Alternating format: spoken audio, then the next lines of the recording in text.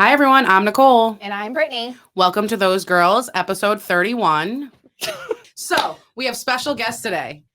We can describe you as many things. You are Brittany's husband. You are the mayor of Whitman. You are Scarlett's dad. Everybody, we have Mark. Hey, Mark is here. Hello, thank you. Welcome. This is great. Thanks for hanging out. Gosh. We've been begging him for a while to come on. Yeah. And Today's it the was day. his idea this morning. I love that. I woke up and I said today's the day. Today's Like the a day. true man. Yeah. It's been our suggestion for 6 months, and he went, No, it's my idea. today's the So day. to be completely honest, if we're talking about it honestly, he rolled over and he was like, "Would you like me to be on the podcast?" And I was like, yeah, maybe. And he went, "You have a short window. Decide." Before I change my mind. Before I change my No, mind. and she texted me. She's like, "Is it Mark's gonna come on the podcast?" I was like, "Great, let's do it." We've been waiting for this And of course, opportunity. I'm like, hey, let's talk about the Boston Metro housing. And Brittany's like, that sounds kind of boring. we how can are we talk gonna do about that? it. But I There think is some it's- things to talk about. Yeah, no, definitely. So at least tell us a little bit of your background. Like, can you tell how you and Sure. Brittany came to be when an Oh, God. architect and a real estate agent buy a house and all of that? Well, like, which story you want me to tell? Like, I think you should just tell the story The whole because thing? you, Like, all you of guys me? getting together, then the business comes. Tell it all. okay. Well, so, like, obviously, I'm an architect, went to school for Nobody that. knows that. Oh, I thought you just said it. So, anyway. I guess they do because that's Yeah, right. Yeah. you did. Yeah. Anyway, continue on. So like I knew at like 12 years old I wanted to be an architect. So, I worked through high school to do it, went to college for 5 years, have my master's. And then through the practice of architecture found that it wasn't as rewarding as I had hoped. So then I got into like project management and other real estate services. And then when Scarlett was 1, life changed. So I decided to go out on my own and got my real estate license and said, hey, I'm going to sell houses. I'm going to flip houses. I'm going to just do my own thing. So about like a year in, I had met Brittany and I'm like, oh, she's awesome. And I pushed her to get her broker's license. Wait. Can I Yeah. tell how you guys actually met, though? My version of the story. Sure. So they were both on dating apps. They met. They went on a date, but Brittany thought it was a business date. But like, Brittany who- thinks who she's meets on somebody. because she talked to you about real estate, so she doesn't think she's on a real First date. of all, his pickup line was, "I see you're in real estate." So here's the thing. The sad thing is, in my opinion, so I've heard you tell See, the Mark's story leaving out the good parts. a I know all million the good times. parts. No, yeah, I've heard you tell the story a I million love times. it. It's the best. The story. thing that is to me, it's like, hey, when I was talking to you, I was trying to make a genuine connection. I'm like, Right. hey, this is something you're interested in. I'm interested in it too. Like, let's talk about that. And like, that's like a starting point. It's not a pickup line. It's not Well, that's anything for like me. that. It's real, Yeah. So the fact that you Brittany's didn't know, like, if just you like, really want to get me blows my going, invite mind. me on a business date, please. well, now that I know her, talking about real estate will 1000%. really get her going. So now I know. Okay, so then fast forward, you guys start actually dating. Yeah. And so then, like I said, I pushed her to get her broker's license. She wasn't like super confident, but like she had all the skills, and I knew that she could do something special with it. And so, spent a few months on that, and then we said, hey, what the heck? Let's start this company that can do a multitude of things. Do design, build, real estate, and we kind of started out. Let's get successful at one and try to add on as time went, and started out with real estate. And that's been the most successful part. And so, was it like 4 years now? we're coming up on April will be 5 years. It's really interesting that we started the company at a really weird time. We thought, 4 years in, we thought we were going to do all these magnificent things. And I think everything that we thought we were going to do and we were going to achieve, life has thrown different curveballs. And so Always. it's been this like ebb and flow of really cool things of what's really worked. And then some of the things that we thought were going to work hasn't worked. And it's really been a fun experience to go through. Yeah. And I think, that segues a little bit into what I want to talk about today is like the housing market, right? So like, if you think about what's happened over the last number of years, our business plan has changed every year. Do we like? I think Nicole knows Mark amazingly, and like he's so analytical with everything that he does. So when we were starting the company, we were in your apartment and we had sticky notes on the wall, and we had this brown paper, and he literally, like, I think line itemed out like everything we were gonna do, and like the next month, 6 months out, all the way for a 5-year plan. And if you look at where we are 4.5 years in, we haven't done jack shit on that plan. Yeah, but that's also why we love Mark, because we call you, I should tell people why we call you the mayor. Yeah. He is the mayor of Whitman, because every crazy harebrained scheme we usually run by Mark first. Yeah, no, sometimes. But have you told he's our guiding light. The origin story about why you call me the mayor? So one time, that first summer when you guys were doing things together, oh yeah, you were doing the markets and you were doing the fall carnival. Yeah, well, it was in Rockland. We did Rockland Day. Oh yes, Rockland yes. Day. Oh no, this is a good story. I forgot about this. So I came and I wanted to help out a little bit, and I think it was like one of our first few times really meeting and talking. And I remember, was like early on. Yeah, it was super early. So just for context, though, we didn't expect there to be like 6,000 people at that event. And it was like a Rockland Day. Yeah, the whole streets were shut down. Yeah, a million people. We called him in panic because we ran out of everything in like 2 hours. So as he's saying he came to help and wanted to hang out, we were like, you have to go. I think he went to like the dollar store and spent like $200 at the dollar store. We were like, we needed toys, candy, stuff. We needed anything. Out. Yeah. Needed anything. So I show up and you guys are like doing the things, this and that. And of course, I'm a super introvert, but when those moments come, it's like, you got to turn it on. So I'm sitting there like, saying hi to people, chatting people up, and like kissing babies. It was petting the dogs, being like, oh, that's a cute baby. And then from that moment on, he was the mayor. Because you just like jumped our in. people energy had ran out and you showed up at the right time. Yeah. We needed a break.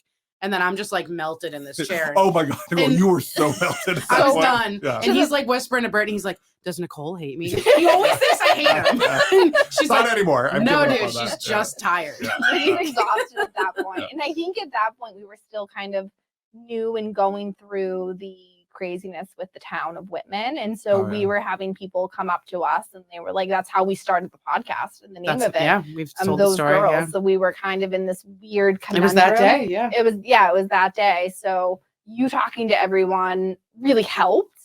But yeah, that's why you're the mayor. Yeah. He's the mayor.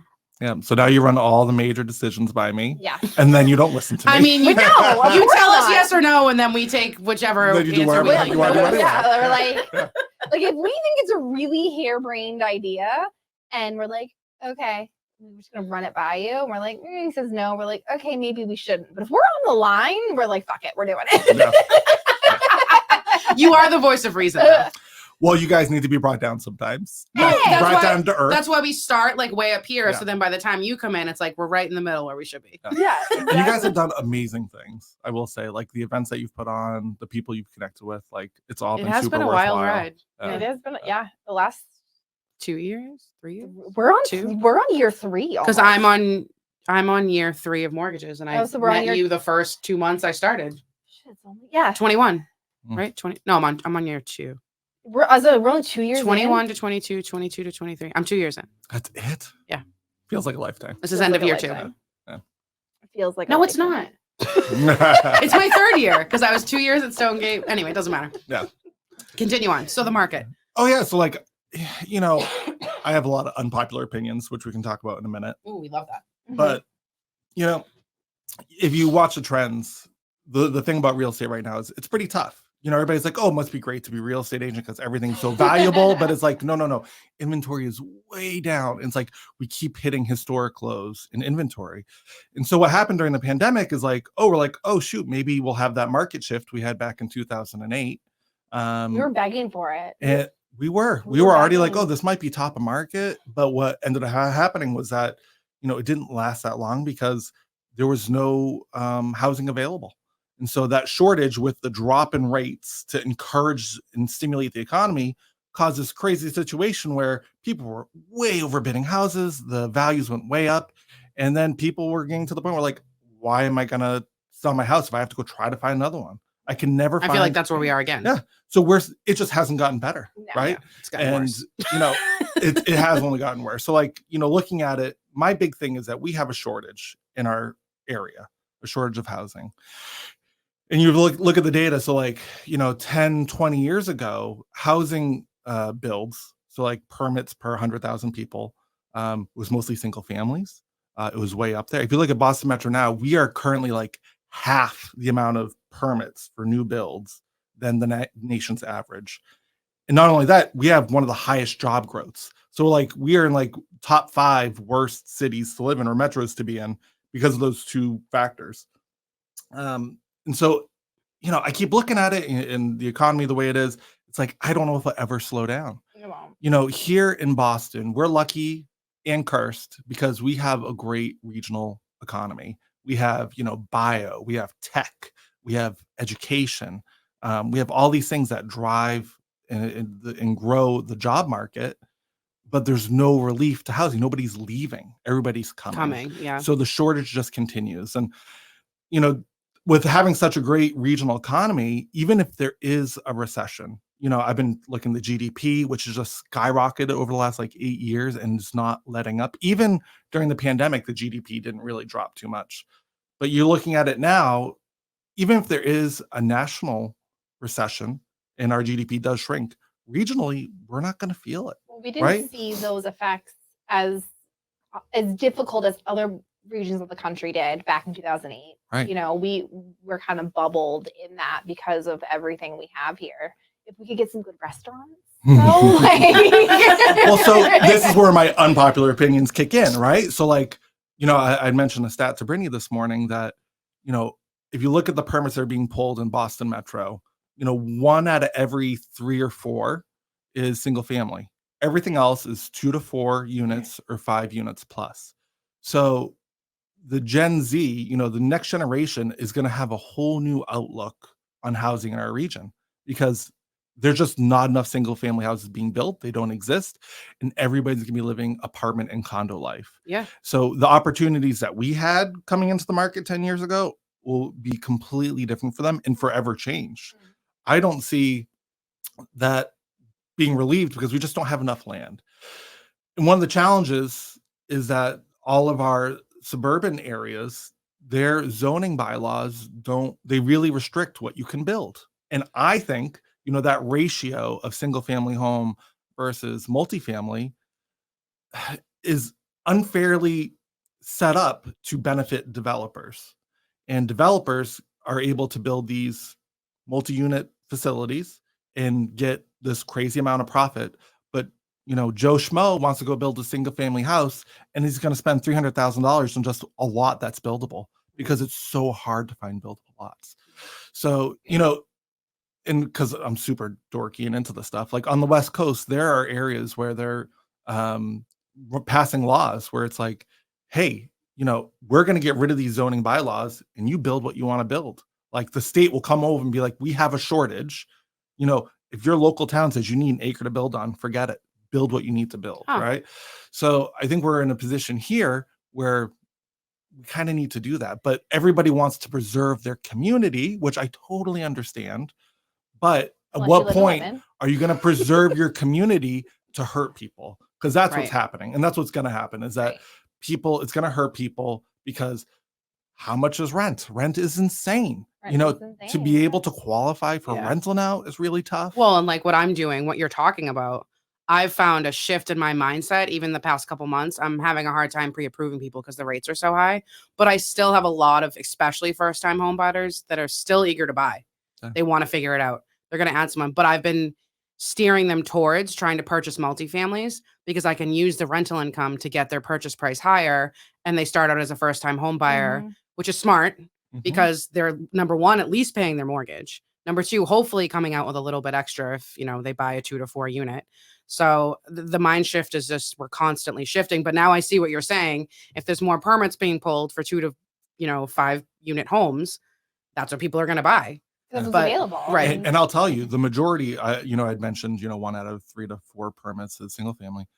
And then the rest is 2 to 4 and 5. It's mostly 5+.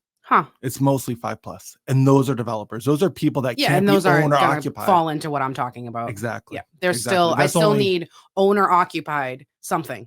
Like I need people to live in the home. So, and then we were talking about too, like a good thing is November 18th. That's going to help me and us trying to get people pre-approved is the down payment for 2 to 4 units is now 5% instead of 15 or 20. Right. So people can actually, you know, and now there's down payment assistance programs and they all fall into those. So I've really been like steering first time home buyers. Like just think about buying a multi-unit because I can get you approved for enough. You can get your mortgage paid. You don't have that sticker shock of going from free living with your parents or like a $1,200 rent that you've Where been does stuck. someone live for $1,200? No, but like I'm finding that people like me too that like have been in the same place for a really long time. Right. They don't raise the rent on them, so then they go to purchase and they're like $3,000 sucks. for a mortgage payment. Right. So I'm like, buy a 2 to 4 unit and live in it for a little while. Then you move out.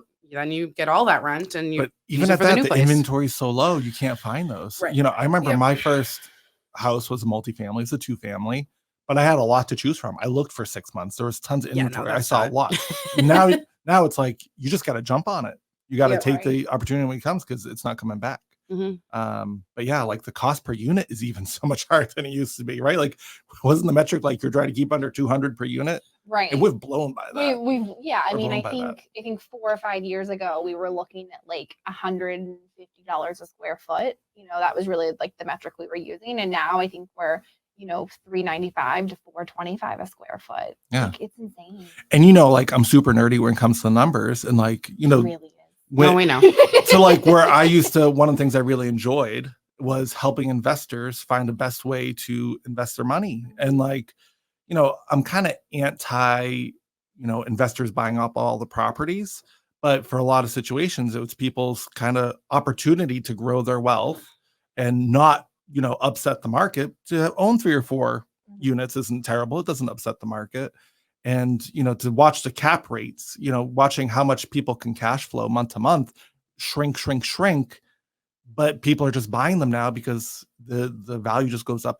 So they'll take a negative cash flow just to build equity in a house over a couple of years, which Right. I get, but like, holy smokes, it's Although crazy. I'd rather do that than invest in the stock market. Like, stock market's just insane. Oh, yeah. And that's so volatile. I mean, I don't think for our market, we have friends that invest in properties in other parts of the country. Like, that's their thing, because getting into those is more cost effective than buying here. But I feel like those markets that those people are investing in are more volatile long term than they are here because of just the market we're in, which makes it really difficult. Yeah. I mean, I love all your knowledge always. So tell us something. You have to tell us something though, not real estate. Oh, is there anything new about the house? There is. I would love to talk about there the is. when an lemonade architect, stand? the lemonade stand with you So here. the lemonade stand, we have some new updates. So we have some talking about tenants and talking about things. We have some new tenants that we're going to evict on Tuesday. What kind? We don't know yet. Are these under the stairs? No, they're in our No. attic. So Mark was snoring the other night, and so I went upstairs and slept. And at like 5 a.m, I hear No, absolutely not. Nope. in the attic. And if you've been upstairs in our house, I hope it's a kitten. so. It's definitely a squirrel. It's definitely another animal. But here's the really interesting part. So Mark, in the spring, we had baby birds that were sitting outside of a ridge vent that were not closed. And he, in his, amazingness, was like, we can't evict baby birds. They'll leave on their own. Well, then life gets busy and we never went up and fixed the hole. So now we have other critters that are living there. So I talked to the pest guy. The pest guy is coming out on Tuesday. This pest guy should be giving you like a discount at this point. Listen, like you've made his year. So the pest guy is coming out on Tuesday, but we have no attic access. So Why? we just don't. Like, It's a vaulted ceiling. Okay. So how do you get in there? we don't You know. You don't. So it's insulated. So there's not much space, right? So like the roof rafters go up at a diagonal and there's just insulation in there. So Are you going to cut a hole in the ceiling? God only knows what we're gonna have to I do. can't wait to find out. It's the lemonade stand. We might take down the whole ceiling. Who Like, knows? We could be bulldozing the house. We don't know. So that's the new thing. I know. I love fixer uppers, but like, oh boy, This one's been fun. it's a peach. But like, we look at what we had available. So when we bought the house that we had in Hanson prior to this one, I talked him into that one, and the size was amazing. And we still to this day are like, hey, that should have been the house, but it was too big for 2 1/4 of us at the time for the mortgage payment. And so If we only knew Nicole. if we only knew Nicole, hindsight's always it 20/20. would have been amazing. However, so this go around when he finally was like, we have to buy, He said, I'm picking the house. I was like, okay, that's on you. So we looked at like 6 houses. We did. Yeah, the difference between the market and buying that house and the difference in buying the market in this market was 100%. like, going to Walmart to pick something or going to like West Elm. Yeah, it Yeah. was like, no, the dumpster, like going out to the dumpster to find a box to Walmart's live the in. high grade. Yeah, Walmart was the high grade when we looked last time. This time it was the dumpster. So we looked at this house right around the corner from where we are now, and like it was like a 2-bedroom, but like one of the, because you think our bedroom's open now. This one was like fully in the living room. The whole house flooded. The whole backyard was like raised. It was all these things. Mm-hmm. And so we look at like what we could get if we Yeah. if we didn't take the lemonade stand. And I'm like, at least it's a house, even though we have all of these things that. And even with all those troubles, it was a good time. And we bought it at the right time. We bought it at the right time. Yeah, you guys got like right in. Right in. Like, After that, it all went right. even got worse somehow. But Wah, wah. Wah, wah. And it will continue to get worse. No. We gotta. It's gonna take a positive turn Oh yeah, no, I mean like the house can only need so much work before it's just a complete just tear it down. I mean, like I think we've turned that corner because now we have heat. Can we talk about the driveway? What about the driveway? No, yeah, I guess we can. So our neighbors that park in the driveway. I want to hear what you have to say about this because we haven't talked about it yet. Okay, so Explain it. Explain the sure. setup. So what happened was when we bought the house, I'm gonna tell the whole thing. So we bought the house. It was like a single wide entry to the driveway, and we're on a busy street, so I wanted to widen it to a 2-car driveway. And then out front, I also wanted to give us a little space to pull off so that we could back in and turn around. Or He extra loves- parking. He Yeah. loves to back in. Yeah. Oh, Okay. I love backing in Because because you're a man. But he has a big truck I have too. the truck and so- backing the truck. Can out we into just the street. sidetrack a little bit? I have a question Yeah. about this because any man I've ever dated that has a large truck, what is the difference between backing in or pulling in? Because either way, you're backing up at some point. Oh well, I'll explain. Because I've had like boyfriends that like they know I'm driving my truck for the day and they're not even coming in the truck with me and they're like, "Did you back in?" I'm like, "No, I didn't back in. Why do I have to back in? I have to back in. You're either backing in going in or you're backing in coming out." I find that backing into the space, you have more control over what you see as you back into it. So like you can wait for people to pass by and then you can back Okay. in because you don't have as much visibility on the back end of your Yeah. tailgate versus if I was backing my tailgate out into a busy road, it's less safe because it takes more time before I can see that traffic. Okay. So it's easier to have me having control in the lane of traffic, knowing where everybody is to be able to back in than having to back out and not knowing where people are. Interesting. Yeah.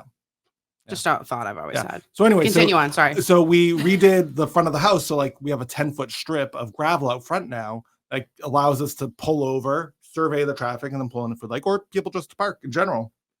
Our people. Our people. It's they tore a part of their grass and put gravel on it. And That's there used to be a parking spot there at some point that had grown over years and years probably ago. 40 years and then you ago. changed It it to was gravel. grass. You did the work. You bought the gravel. You excavated all the He things. did So it now- all by himself yes. too. While I So was now away. tell them what's happening. So our neighbor doesn't have that much parking space. They don't have a place to pull over. Okay, in hold front on. of their house. So they have a legit 2-car in and out, and they don't use their entire Yeah. driveway. Well, I was telling the story. So they have 2-car wide and You're gonna 2-car be nice deep. about it. So if they're That's why I want him maximizing to their tell it. space, it's 4 spots. You'll get your turn. So like I understand because I've Couples lived in the therapy. city, right? I lived in Dorchester. We didn't even have a driveway, right? Oh, and that's no. like we were Battle putting of the spots. put a chair in a spot. Like that was back Hey, I when you would parallel put parked chairs. today. She did. So like I get it. I get that it's hard sometimes. And so like I can be forgiving when it's like, oh, you have contractors at your house. You need to park a car somewhere else for a few hours. Totally get it. And so like at first I'm like, hey, they just need the help. Yeah, they didn't say anything to us, but like we'll give them the space. But increasingly it's getting to the point where it's like they'll park there for the day and the driveway will be empty. It's like, So why is there a car in front of my house when your driveway's empty? So let's just So I'm starting to clarify get for everyone. frustrated. So what's happening is you built this space in the front, and all of a sudden your neighbors just started parking their cars there without asking you. Yes. Yeah. And it's part of your property. It's not part of the street. Correct. Yeah, there's no So- easement. There's no shoulder. That to me is super weird. Almost as weird as the lady walking down your driveway to put poop in the That's barrel. what I was I just thinking of when you? But you know, like, again, that's I a can be weird gracious. thing to do. I'm happy to share, and you know, everybody It's has your situations, yard. and that's fine. That's and just weird. Okay. You know, maybe we have an issue come up. Who knows? You never know when you try to help out your neighbors. No, try- but they just if they but asked, it's fine. It gets to the point where it's like, you know, now we're gonna have to have a conversation, and it's gonna be like, now we got to push on you I'm just gonna because send you've the bill taken for the advantage gravel. of something. It happens to me all the time, though. Like I'm- I try to be gracious. You know, you give somebody an inch, they take a mile, and that's starting to be what it's becoming. Right. Like the thing that frustrates me is your driveway's empty. Why is there a car in front of my house? Right. That makes no It's sense. just to me. weird. Yeah. The thought would never cross my mind to do that. To not worry, to be To park in someone else's yard. Yeah. Yeah. Brittany feels very strongly about it. Yeah, I'm. You know. Well, I'm starting to get up there with her. Well, I So, can't wait for the update on this. Yeah. I hope it gets recorded. No, I'm just gonna I'm gonna send a certified letter in the mail with a fee for the gravel. Or you could just do like a parking fee. Right. No, just They can buy their spot for the year. No, they because don't- Because they can only get half of it. Right, no. but that brings up a really good like real estate point, that once you allow use of something for a certain amount of time, then they can claim it as theirs, and then it becomes an issue when we go to sell of like use and occupancy. So just get your shit off my yard. No, I think the more appropriate thing would be is like, hey, I'm going to reach out to you and give you a call and ask if I need to use the space and be like, hey, by the way, we have contract. Do you mind? Just ask. Right. That's all I want. Yeah, it's weird. Just ask. Right. You know, because it does inconvenience me. There was times like I try to pull in and I have a harder time pulling in and pulling out because I use that strip to back up. If I do It's pull in, yours. You can I'll do it. back You can into sleep it to on it pull if you out. want to. That's not the point. It makes it less safe for me to Do you pull guys into want me my to pitch a driveway. tent on it? Yes. That is now your new tiny home. You are now We're living gonna in put a the tiny tent. home on the street blocking your home. There won't be any Just zoning so- issues with that. Just so nobody else can park there. So what else do you want to ask me? You said you had lots of things you want to ask Oh, me. now you're putting me on the spot. Oh yeah, Yeah. no. What else do we have to ask Here's Mark? your opportunity Yeah. to ask him anything you want to ask. him. No. We were just talking about music. Yeah. Al's having a battle of the bands next year. So I said that you should get the family band together. Yeah, totally. Get the ukulele out, the guitar. Have you always played music or did you just learn? No, so like, I grew up in what I would think is a musical household. My parents listened to music all the time. We always had music going. Mhm. I have two older sisters who are musical. My second oldest sister is super musically inclined, super. And she just has so much stinking talent. When I was young, my mom would play the piano. So like, I'd want to be like my mom. So I'd like start playing the scales. And so like, probably when I was Scarlett's age, I would start learning how to play scales. So by the time fourth grade came, I started taking lessons. So I started with the piano. And the way I describe it is that I don't have a talent for music. It's something I work for, right? You've learned. Yeah, right. yeah. So it's a learned thing. So like I enjoy it. It's really fun. I love music. So I recently started playing the ukulele, which is like super fun. And So cute. it's quite a sight. Like me and my little I love it. and I have a lot of fun. And like I'm not great at it, but like my sister Nicole, like she plays so many instruments and she can just pick it up and go. Isn't that funny how that happens? Like we were just talking about before too. Like my dad's super musical. He went to Berkeley for piano and he always tried to teach me growing up and I would always say no. I just like had no interest in it, but it doesn't come easy to me. Yeah. And he taught himself how to play guitar, the flute, like he just picks it up. Like, where does that come from? Yeah. Not And my for me. sister's the same way. Yeah, it's like genetics. Like it's a Nope. weird thing. And of Yeah. course, I got It's me. cocky. My thing was like I started learning the piano in fourth grade. In sixth grade, we start band. And so I got really cocky because my sister was super talented. I'm like, I got those genes. I can do this. And so I went up to the music teacher. I'm like, what instrument do you need? I'll learn it. Because that's how how cocky it was, which I did. So she's like, we need a trombone. Like we need a better brass section. So I learned to play the trombone. And then from there, like I used to like. I now need photos. Is the trombone the one with like the slide? Yeah. Okay, my dad played that too. Yeah, yeah. And yeah, so like I also tried to learn to play the trumpet. Like, a couple months ago, my nephew was playing the trumpet. So I'm like, ooh, let me see if I can, after 25 years, jump on this and play a scale. A little challenging at first. I did it, but like, it's all muscle memory. It's like riding a bike on some things. Interesting. But but my sister Nicole, she's insane. She's got a lot of skill. She like tried to learn to play the violin. She played the French horn very well, the flute. Those are like hard instruments. Yeah. Those are not just like So violin. she's done brass, string, woodwind. I don't even know what that is. Just different types of instruments, like different parts of the orchestra. And she loves it, right? So it's like it's a true passion for her. Like I wish she had more time to dedicate to it. She used to do symphony. She used to be in the symphony before she had family and stuff like that. So cool. But it's learned for me, and so I'm trying to get Scarlett into it, but I think she's more like me, where it will have to be a learned thing and not a natural skill.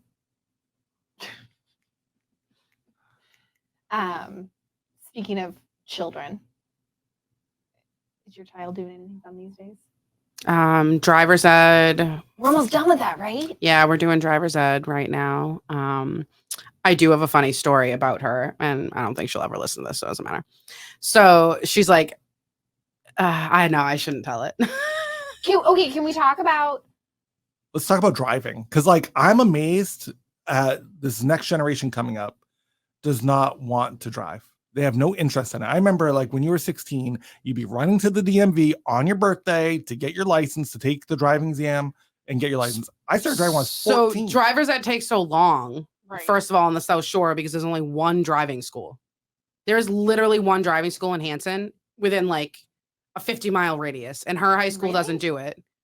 And so the driving hours are like a month apart. You do like 2 hours, and you can schedule 2 at a time, and they won't let you schedule more until you finish the 2, and then they're like a month out.